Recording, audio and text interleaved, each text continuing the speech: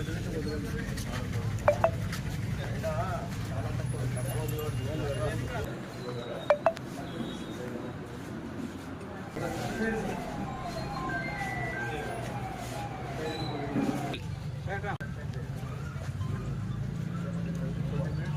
ఉదయం నుంచే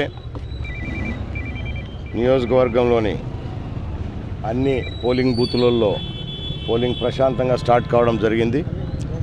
కొన్ని బూతులలో కొంత మిషన్స్ కొంత చిన్న టెక్నికల్ ప్రాబ్లమ్స్ ఉండి కొన్ని బూతులలో పోలింగ్ లేటుగా స్టార్ట్ కావడం జరిగింది.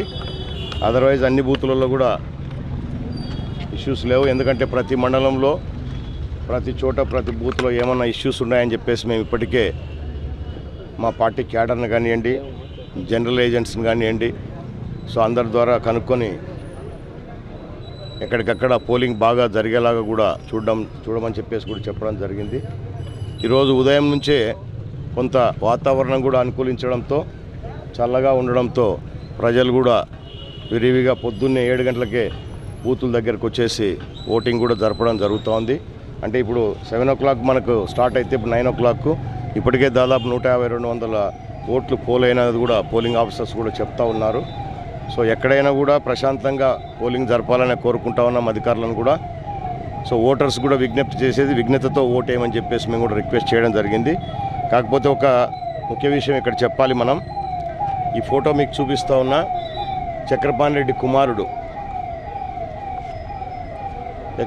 కుమారుడి వెహికల్ ఇది. బెంజ్ వెహికల్ ఎమ్మెల్యే స్టిక్కర్లు పెట్టుకొని ఆయన ఎమ్మెల్యే కాదు, అవునా? ఎమ్మెల్యే కాదు, ఆయన కుమారుడు చక్రపాణి రెడ్డి కుమారుడు కార్తిక్ రెడ్డి ఎమ్మెల్యే స్టిక్కర్లు పెట్టుకొని పర్మిషను ఎవరో ఇండిపెండెంట్ క్యాండిడేట్లో లేకపోతే ఎవరో వేరే క్యాండిడేట్లో పర్మిషన్ తీసుకొని వెహికల్కు సో ఈ విధంగా ఎమ్మెల్యే స్టిక్కర్లు వేసుకొని అంటే అలా ఏదో చక్రపాణి రెడ్డి వచ్చినట్టు ఒక కలరింగ్ చేయడం, అవునా? సో డైరెక్ట్గా బూతుల దగ్గరికి వెళ్ళడం ఈ వెహికల్స్ తీసుకొని. సో ఇది మేము ఆర్ఓకు, కలెక్టర్కు, ఎలక్షన్ ఆఫీసర్స్కి అందరికి కూడా కంప్లైంట్ చేశాం. సివిజిలో కూడా కంప్లైంట్ చేశాం. ఎలక్షన్ కమిషన్ కూడా కంప్లైంట్ చేశాం.